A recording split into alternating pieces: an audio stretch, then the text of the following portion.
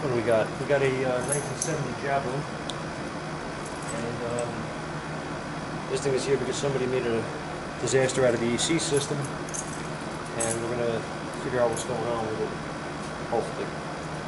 So, thought I'd share with you guys. Pretty neat car. Something you don't see every day. And as you can see inside here, we've got a little bit of work ahead of us. I've actually never worked on one of these specific cars before.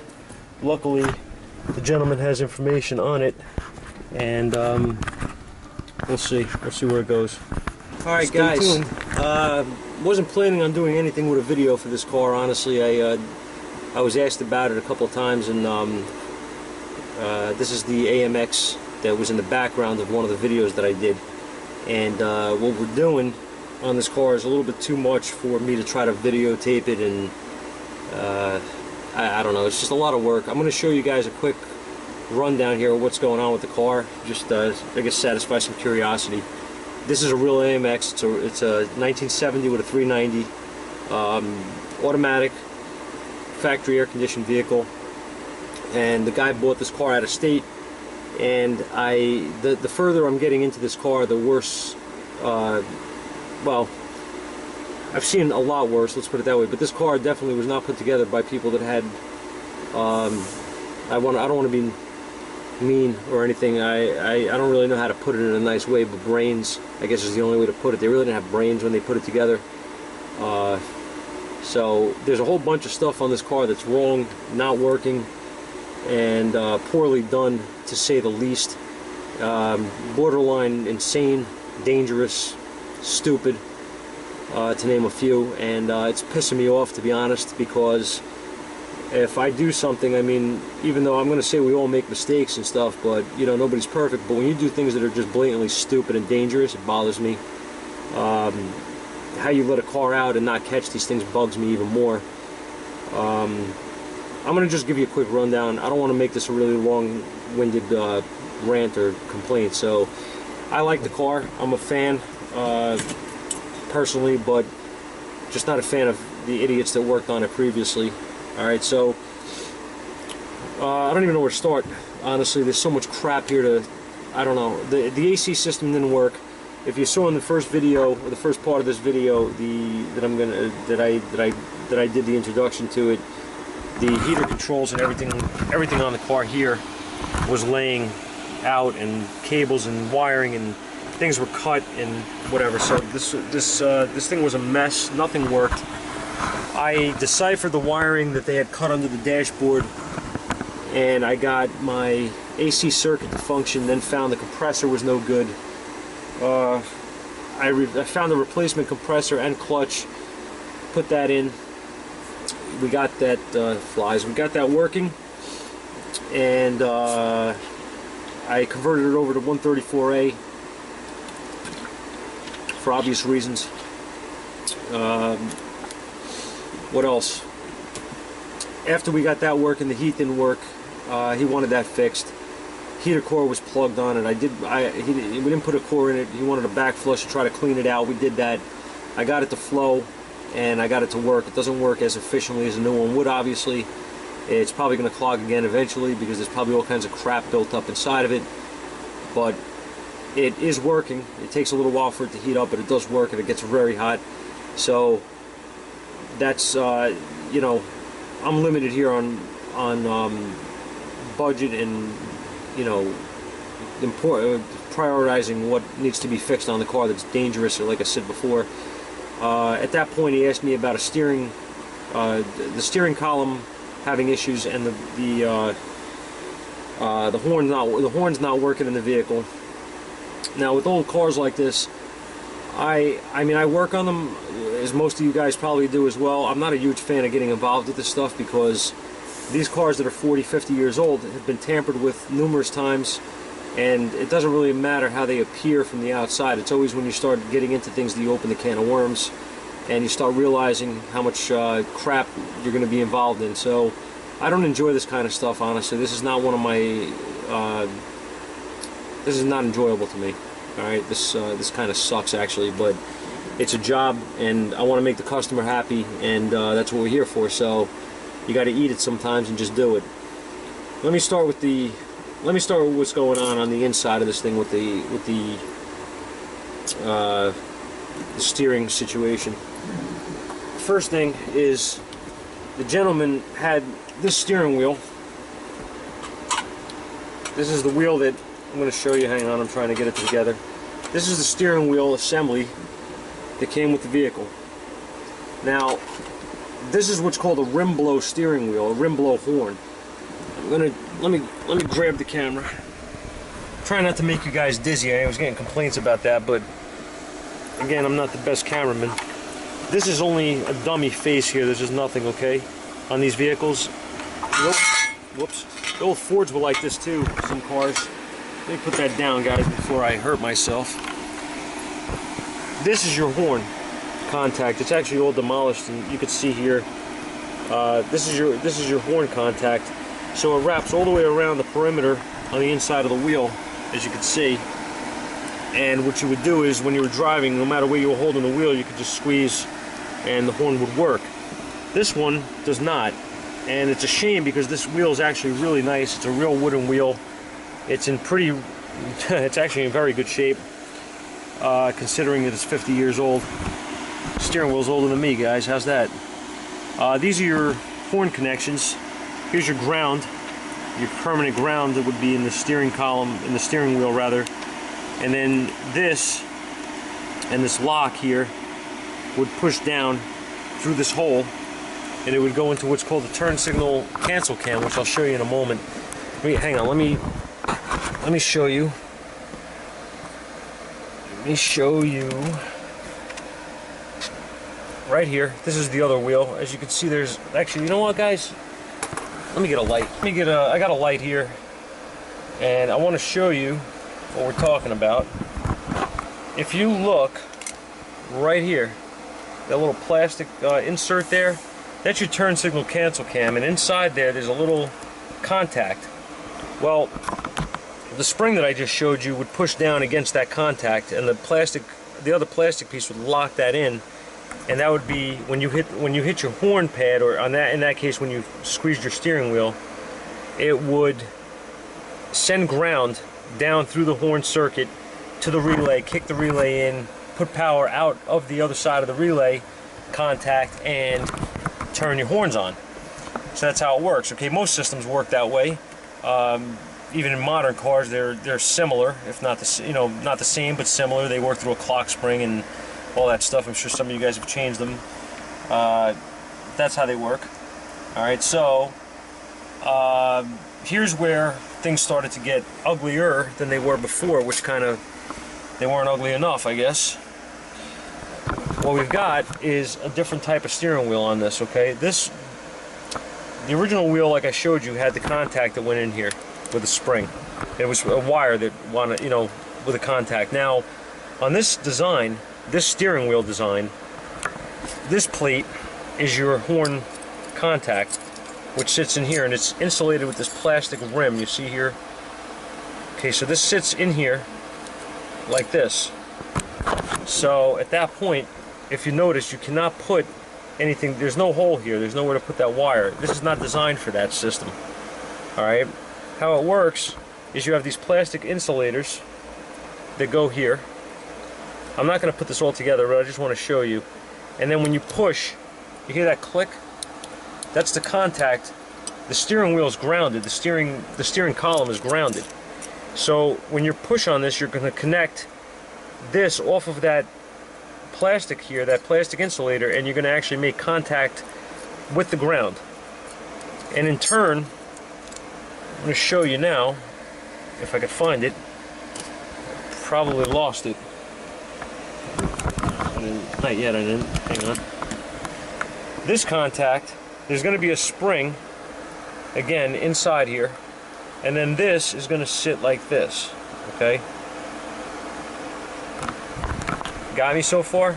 That makes sense? This is going to stick out. That's the way this is designed.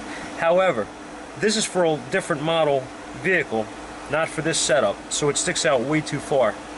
Okay, I can't put this, I can put it on now because there's no spring in there, but I cannot push this in with the spring and everything inside.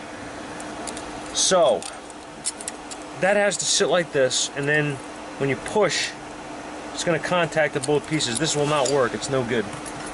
Alright, so my problem is quite obvious what's going on here. This is no good. You can't buy the part that I need for the vehicle. Nobody has it. I can't find one online. I can't find anything. One of you guys probably has one in your shed. I wouldn't be surprised. Okay, it's probably sitting somewhere, but I don't have one, and that's going to be a problem, to say the least. So what I'm thinking about doing to fix this for this guy the right way, or well, the best way I can, is that I'm thinking about going home tonight and turning down, instead of using this cheap crap that Dorman sells, I'm thinking about turning down a piece of brass and making this pin out of brass so that it's a nice smooth piece that doesn't wear out easy and all that, and doesn't get you know, I don't know, I just like brass better, whatever.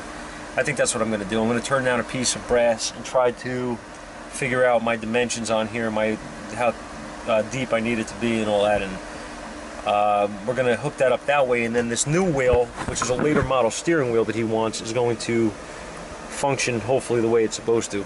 That's the plan. Whether or not that plan is going to actually work, I don't know. We're going to try. It's all I can do. With these old cars, sometimes you have to fabricate stuff, and you know, that's what you can do, and that's what I'm going to try to do. So, moving on.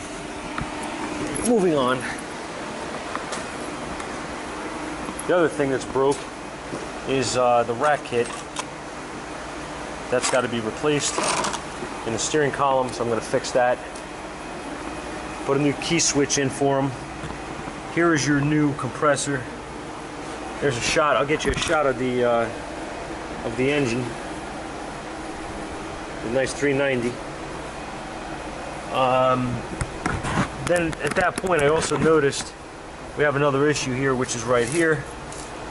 This wire goes into this plug right here, and this is your horn relay. So this is your power feed to the relay, and the ground input and the output is to the horns, obviously, which are buried under here. But I can't really do much as far as this stuff until I get this column to work. I'm gonna repair that plug off camera and all that. But actually, I'm sorry guys, I have you stuck in the light here. Let me stick you guys over here like that. All right, so that's pretty much where we are with this thing. It's an endless uphill battle of fixing stuff that was messed up, and I didn't get into half of the stuff that I've done already on the car, but it's getting together, it's coming together, and like I said, I'm trying my best to make the customer happy, and I'm trying to do this right. Actually, I want to show you guys something else. It's pure stupidity, but let me get my light.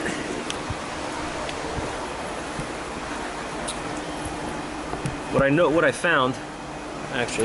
found here is that if you look down there, there's a new nut. There was only one bolt holding this shaft in. Real stupid. It was loose. This poor guy's driving this car all over the place going to shows, and not exactly the safest method of driving it. The other thing I wanted to show you that I forgot to mention before is when I took this wheel off, the old wheel rather, I pulled this apart. I've done a lot of these steering columns. This is a GM column. I'm very familiar. Like I said, I want to show you.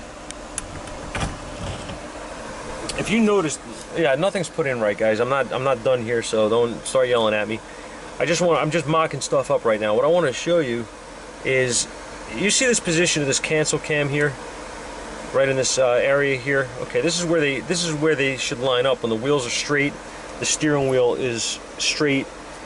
And if you look closely here, I don't know if you're going to see it on camera, but if you look, there's a notch right there on the top. That lines up with this notch here. Okay? the other thing I want to show you is this plate can only go on one way. I cannot put it on anywhere else. Okay, it has to line up right here, and I'm going to show you why. Okay, these GMs are all the same. I don't know if the camera's going to pick this up real well, but if you look, there's a space, a gap here, okay, in the center of the top. That has to line up with this big gap on the shaft. Alright, well, when I took this apart, it wasn't like that. When I took it apart, this was 180 degrees out, and the steering wheel was on correctly, and the old turn signal cancel cam was broken, and one of the complaints on this was that the turn signal only cancels in one direction. That's because this is in the wrong position.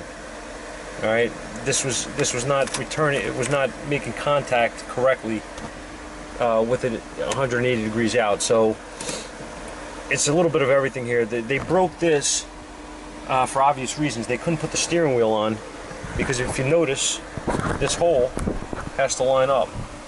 So what you do is you go in, you move your wheel around. It's hard with one hand, but you find, there it is, and you put it on, right? If this cancel cam is down here and the wheel has to go on like this, common sense would say that something is wrong when you can't put it on, right? But stupid people would break the cam and just shove the wheel on and say frig the horn, and that's it. So this is what's working on some of these cars that you see running around on the road. So at that point I decided to go and take the shaft off and move it 180 degrees, put everything back to where it's supposed to be, and then I found the bolt missing, the other bolt loose on the column, I'm sorry, not on the column, on the steering box, at the steering box, and that just annoyed me to no end. So I don't like seeing things like that. I fixed it.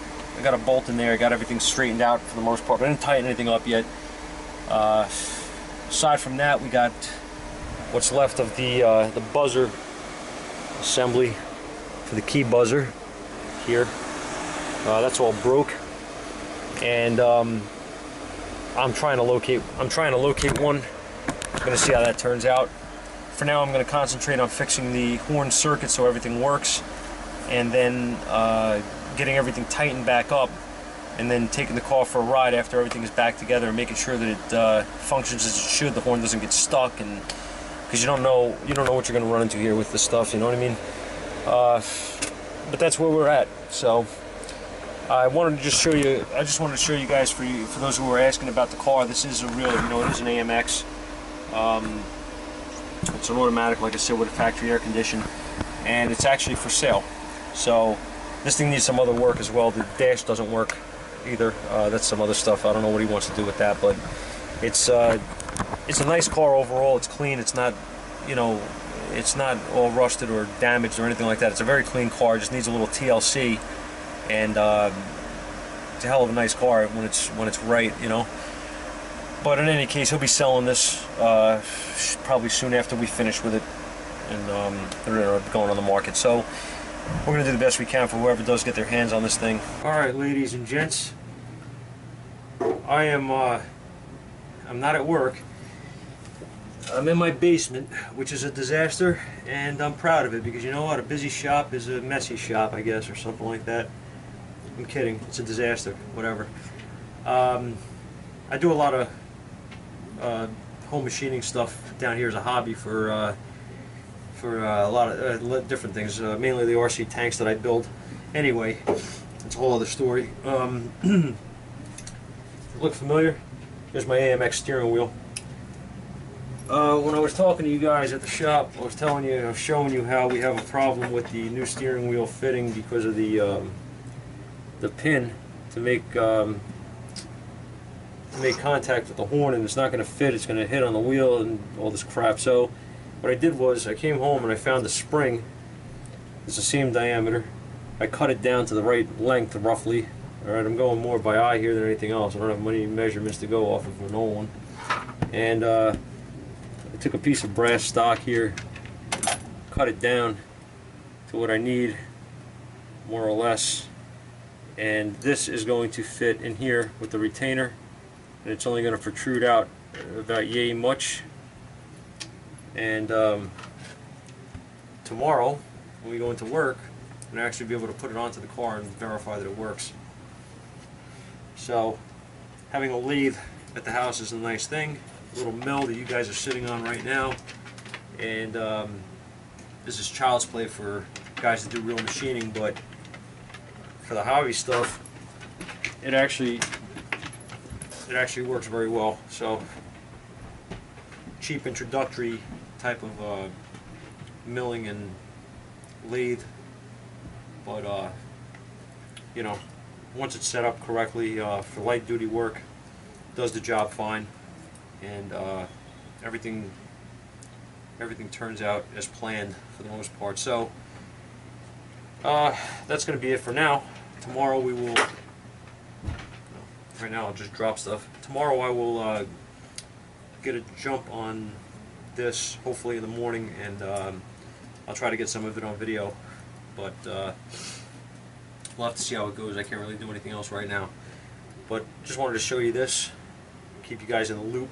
I know a lot of you are interested, like I said, in this AMX. Me personally, I can't wait to get it finished and out of the shop, but you know, it's a different situation. So it'll probably be more coming with this thing.